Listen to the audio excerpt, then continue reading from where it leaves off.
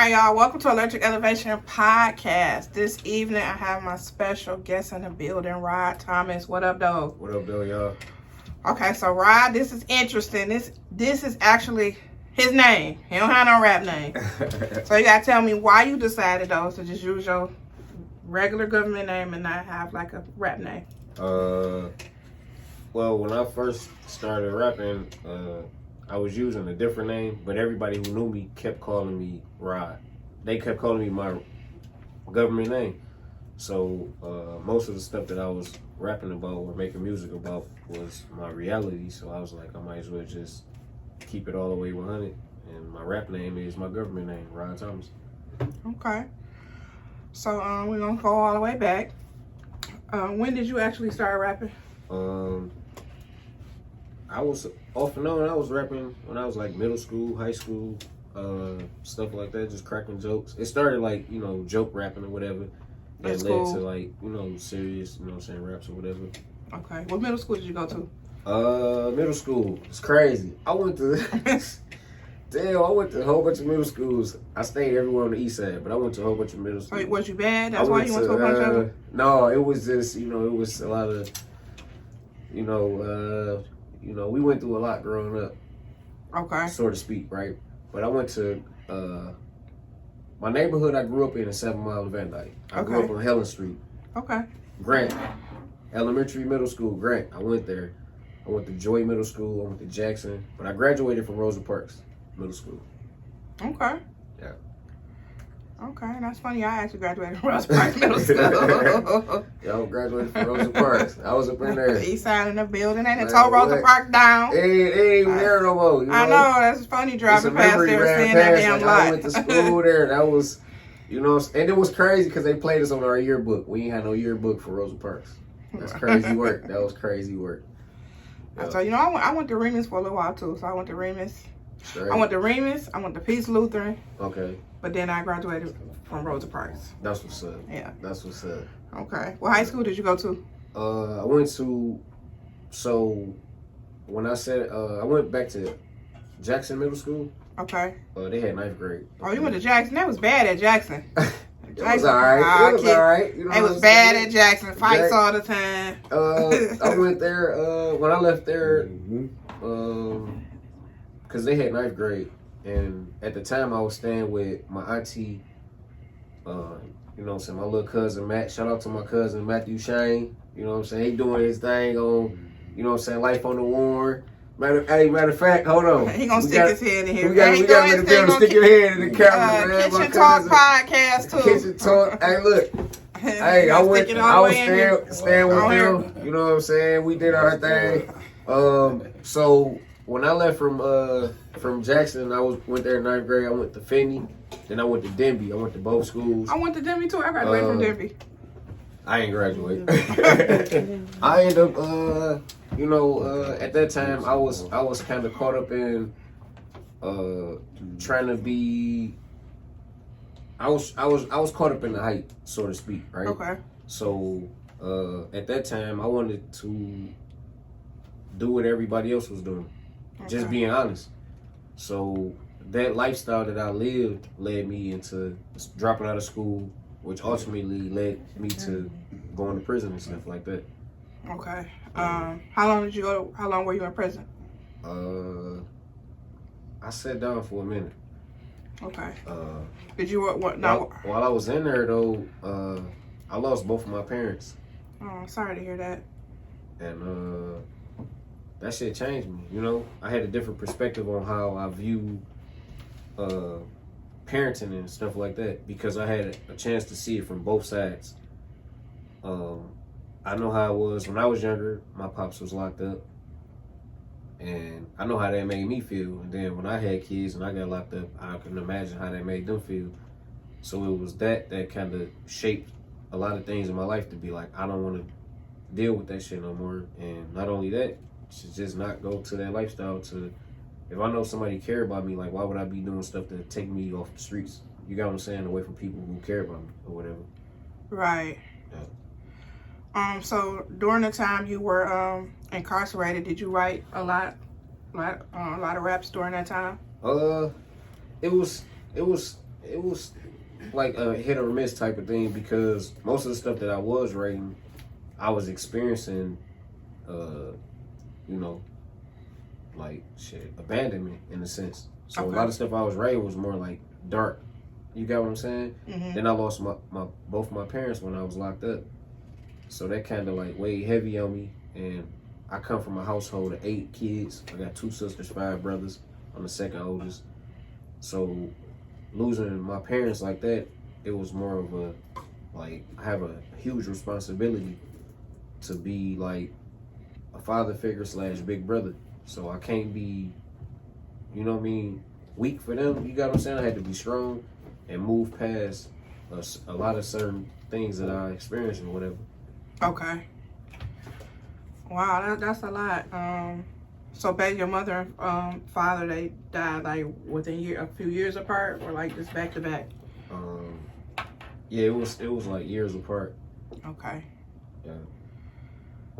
Yeah, that's tough. So, did you put a lot of that pain into your music once you started back writing music? Yeah.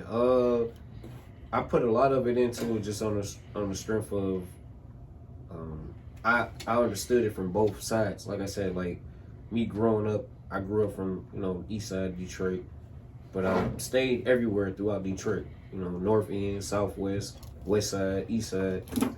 But you know, everything that I experienced, I just put that into my music. And I did everything under the sun as far as like being in the streets. So I just wanted to make the transition from doing all of that stuff that I used to do in the streets and all the energy I used to put into doing certain things, I just put into a positive perspective. So that's where I'm at with it now. Okay. Who were some of the artists that inspired you when you were younger? That made you say, you know what, I think I want to rap. Shit. Being honest, like the artists that inspired me, being honest, my dog Pistol Atkins. Shout out to Pistol Atkins. That's my dog. That's one of my favorite Detroit artists, hands down, because his style is unique. Since hearing him for the first time, and then after I heard him, I never heard no artist like even, you know what I'm saying, compared to how his writing style is. Shout outs to Big Hurt, my dog. Okay. Big Hurt, Stretch Money, Tom. Shout outs to Nugget, Staff Records. Nugget was the first, you know what I'm saying, Nugget and Staff Records was the first like group collab that I, you know, got together with. The person who started me with it was R.I.P. to the artist, aka Trebo, Raw Diamond Cut Records. Shout outs to Big Sweet, Trick. You know what I'm saying?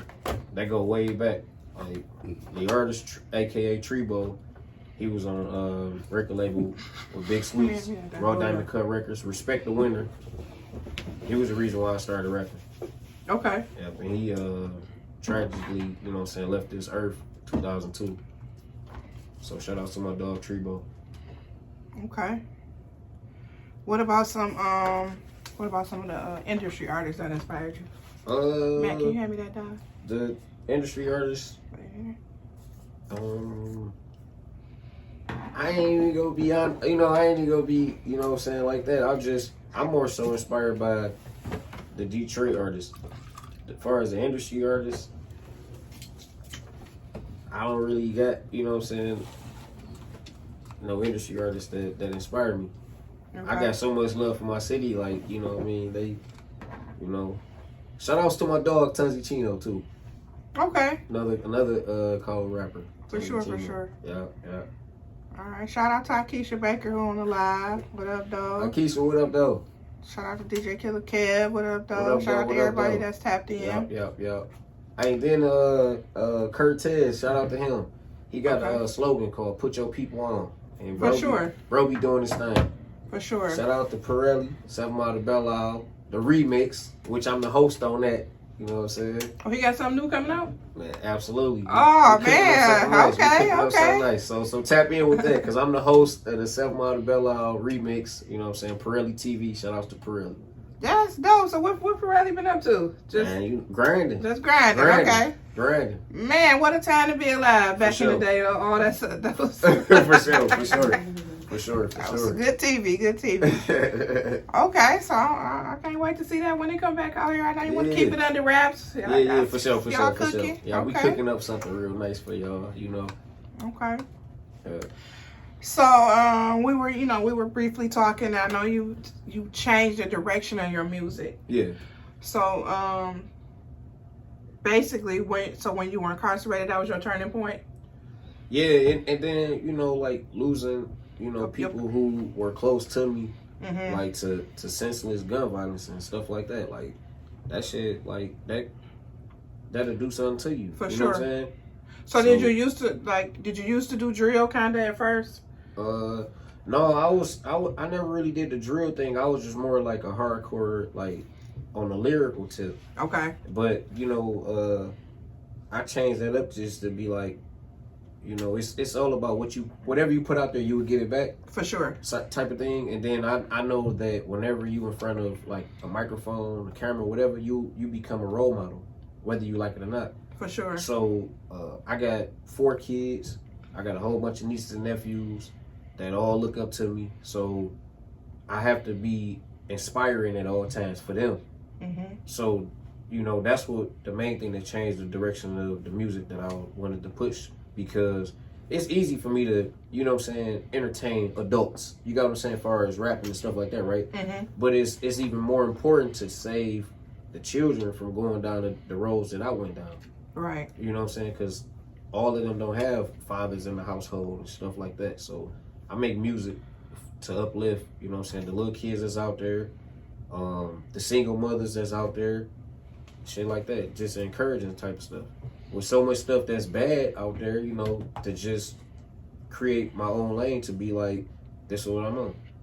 You know? That's interesting you say that too, because I kind of changed my perspective on music too, because I used to get into debates with people and be like, oh, the music didn't have nothing to do with why that person did that, you can't blame it on the music. But now that I have like my 18-year-old, and when I listen to the music is horrible. Yeah. I'm gonna kill you, your mama, your girl, like early in the morning, none of my want to hear, like it's just all bad. Yeah, like, for sure. They ain't rapping about getting no money. They ain't rapping about going on no trip. It's just And then I'm gonna tell you what was really disheartening. I seen an interview on YouTube. Okay.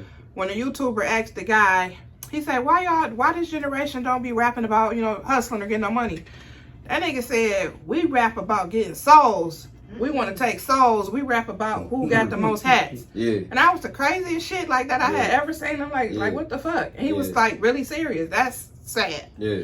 So we gotta get it together. We gotta do better, because it's just not cool. I mean, it could be a little bit you talking, but just you gotta have a balance. They gotta have a balance. You gotta have a balance, like to everything, right?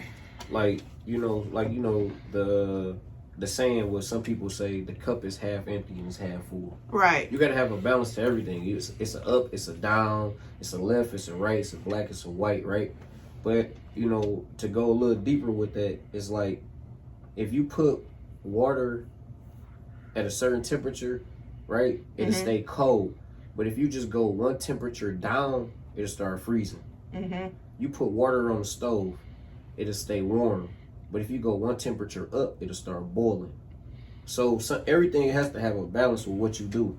So too much of, you know what I'm saying, like the drill music is cool, you know what I'm saying? Like, no offense to whoever make it, but the type of vibe and energy that I'm working around, the frequency that I have, I don't care to, you got what I'm saying? And it bring problems. Absolutely, because like you put out then there, you put it out there, now you got enemies, and then you can barely do a show. You the ops in the crowd, like it's just too much. You really just want to be chill, relax. You don't want to go through certain, you know what I mean? So I just, I just leave that up to the people who want to do that.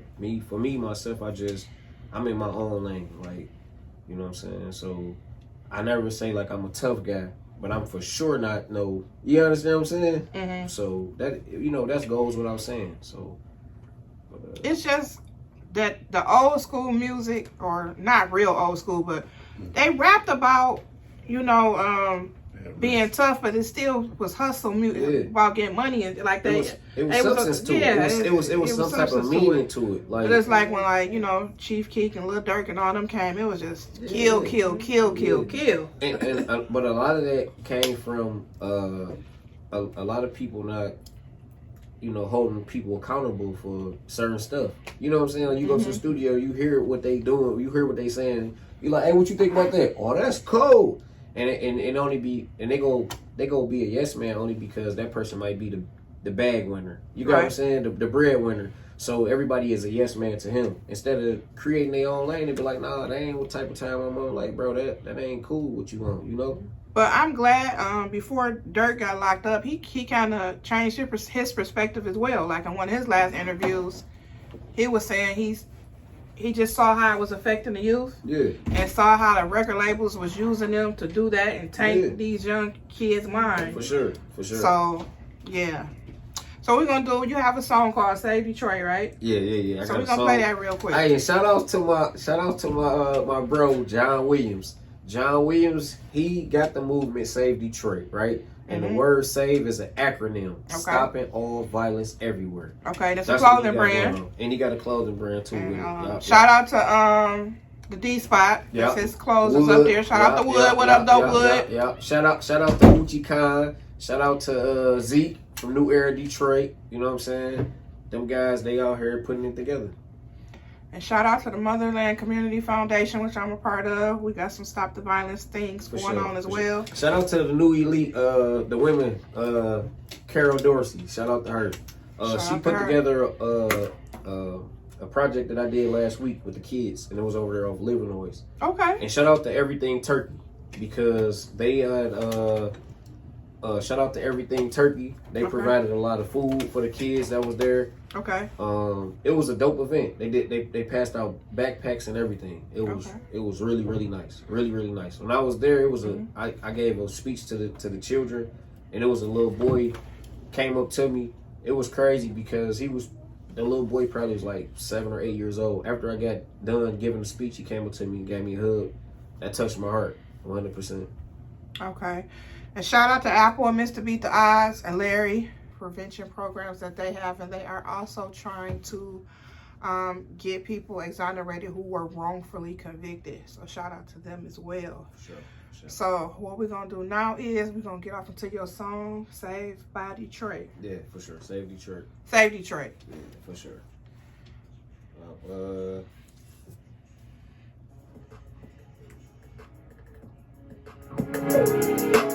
It's Mike too. Mike. Still looking for two people following a shooting near the Ford fireworks last night. There were 2 people hurt. Fox 2's Robin Murdoch has a closer look at the investigation. Yeah, save Detroit.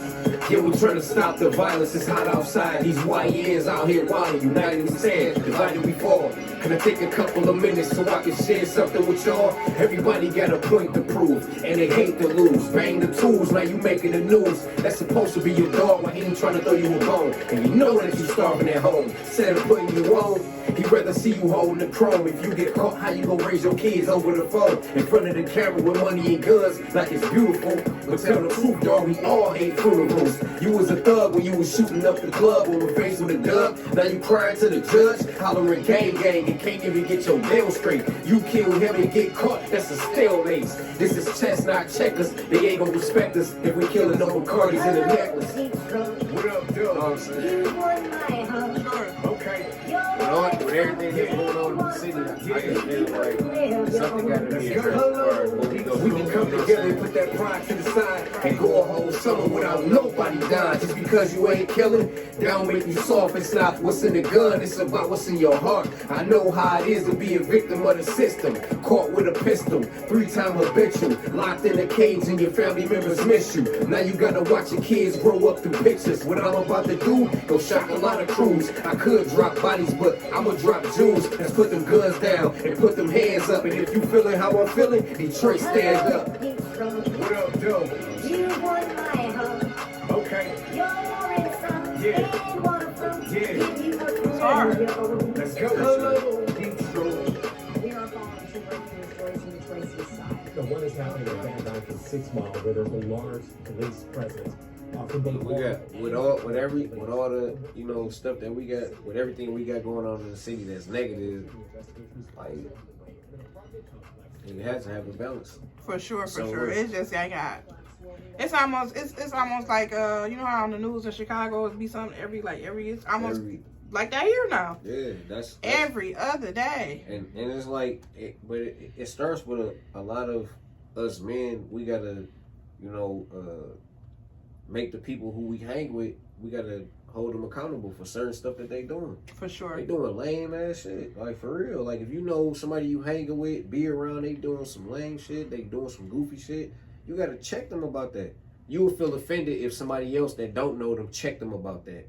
You got what I'm saying? You will feel offended if somebody else that don't know you check your homeboy. You should check him first. You know he doing the you know what I mean?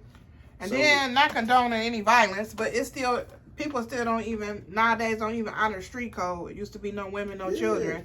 You got these people, they just pulling out switches and Dracos, just shooting everybody. Not even shooting the person who they came to shoot. And a lot of that really just come from, young people. When I say young, it don't matter the age, it's the mentality. Mm-hmm. They emotionally driven. Like, you know what I'm saying? Like, if you move off emotion, you're never gonna get a good result when you move off emotion. People gotta understand the difference between reacting and responding. You know what I'm saying? When you react, you're not thinking at all. When you respond, you thought it through and you felt like that was the best decision to make. So just knowing the difference between reacting and responding will take you a long way. They also, it was a viral video of a young guy. I think he was 16. And he was in the back. He was about to get taken into custody, and he was in there with his grandma. And his grandma was like, "We tried to tell you, you not to hang around them, and we tried to tell you." Yeah. And he just bust out crying. He said, "Grandma, I ain't gonna even get to grow up." And she said, "Ain't nothing I can do for you. We tried to tell you." He got like they need to show this video in schools. Yeah, for sure. He got like 40 years, and he's only 16. Yeah. So it's like once it's done, you can't go back. Like when I be around, my children, my nieces and nephews, my little cousins, or just anybody in general that's willing to listen, like far as younger kids, right? Mm-hmm. I always tell them this is my philosophy. I always tell them, you go be a kid once, you go be an adult forever. Mm-hmm. Enjoy being a kid. You only go be a kid once, you go be an adult forever. Enjoy being a kid. Like, don't rush to grow up. Like, enjoy that.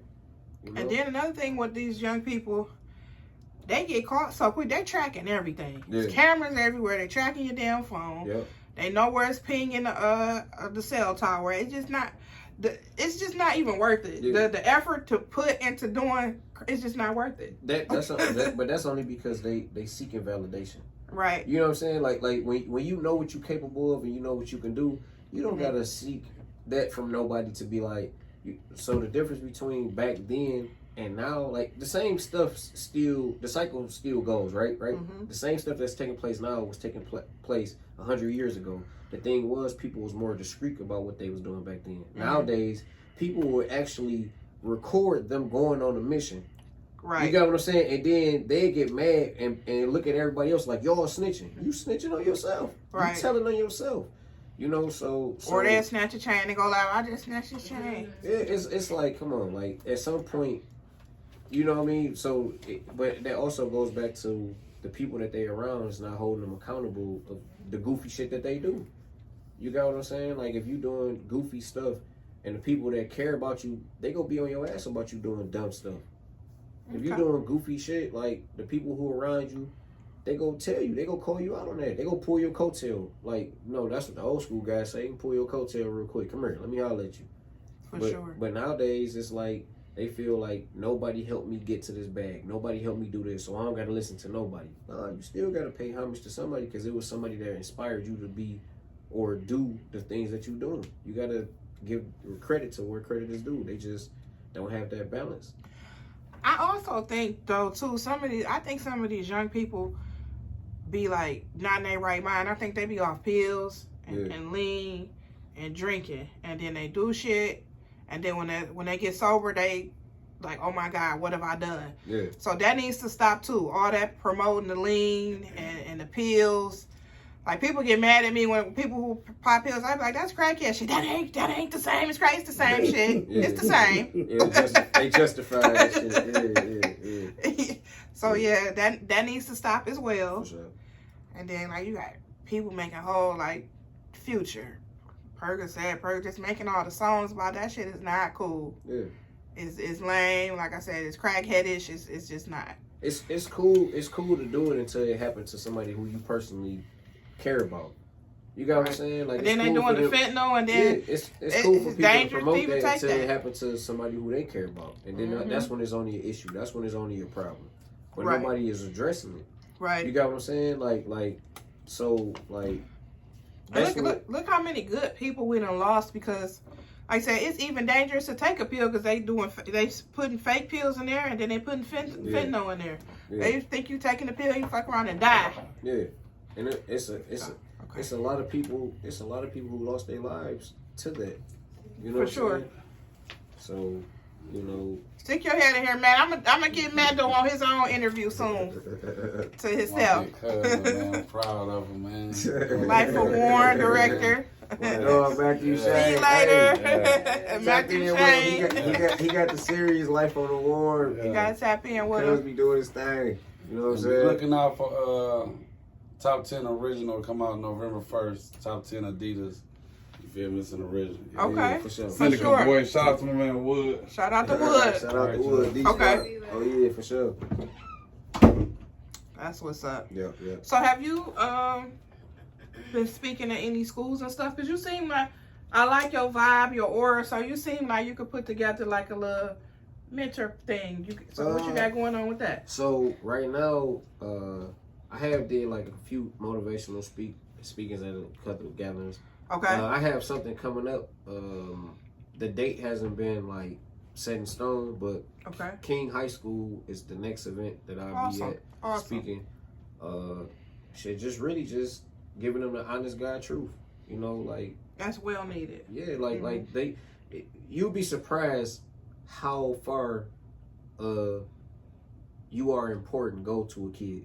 You got what I'm saying? If you just tell them like, hey, look, you are somebody, you somebody valuable. That shit go a long way because they probably never heard it before. And then when we get done with the podcast, I'm going to link you with some people who do that type of stuff. Like I said, our organization, we speak to the youth, but definitely think you could be an asset. Speak to some of the kids. Yeah. At the juveniles. Yeah. All of that, the schools. For sure. And for sure. like you said, that's well needed. Yeah, because I Well mean, needed. I look at it from, I'm able to understand it from both sides of the coin. Like, I was a child growing up, and my father was locked up, so I know how that made me feel. Mm-hmm. But then when I got locked up myself, I overlooked the fact that how, you know, saying it probably made my kids feel. But then I had to sit back and I'm like, damn, like the damage that was kind of quote unquote done to me, like not having the father present in the household was the damage that I created. So I was like, fuck all that. I want to stop that Want to cycle. break that chain.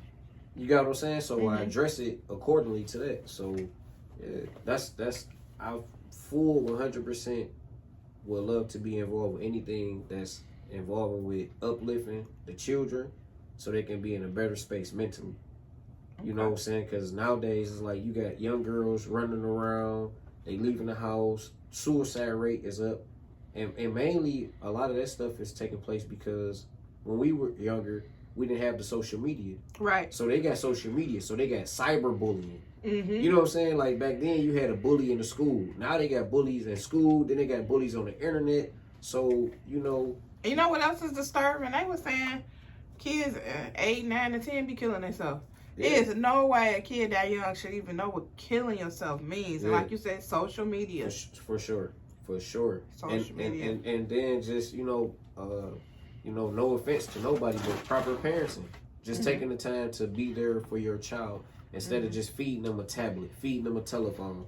You know what I'm saying? Just sit down and learn your child. Like, you'll be surprised how much your child can teach you if you ask them questions instead of trying to implement stuff that you know because you're an adult. You're the parent. You know what I'm saying? Ask them questions. You'll be surprised how much they'll tell you about them that you didn't even know. Right. Okay, so I know you got the Save Detroit project. Do you have any other new music coming out as well? I got some stuff in the makings. Okay. I got one that I done recently called Single Mothers. Okay. And it's kind of like uplifting, type of thing, just addressing things that I know women go through as single mothers. Raising kids by themselves, stuff like that. Like, I mean, they deserve the credit. The good mothers that, are doing their best and, trying their best to be good mothers, yeah, I made a track for them. So, Single Mothers coming soon also. Okay. Awesome. So shout your social media tags out so people can follow you. Facebook, Rod Thomas. Instagram, The Real Rod Thomas. So Facebook, you said, so okay, it's your name. So Facebook is Rod Thomas, and then my Instagram is The Real Rod Thomas. Okay. Yep. So y'all go out there and follow him. He has positive energy going on, trying to provide mentorship and positive leadership to the youth. For sure. Go out there and check the movement out. Be part of the movement. Again, don't be part of the problem. Be part of the solution. For sure. If you know somebody's on fuck shit, you gotta tell them they on fuck For shit. sure. You gotta For address sure. it.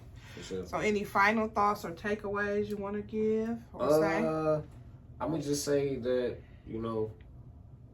just understand the difference between reacting and responding. Reacting and For sure. responding. Reacting and responding. Just know the difference. And you'll be able to balance out everything that you got going on in your life. Just knowing the difference between reacting and responding. What you give into anything is what you get back.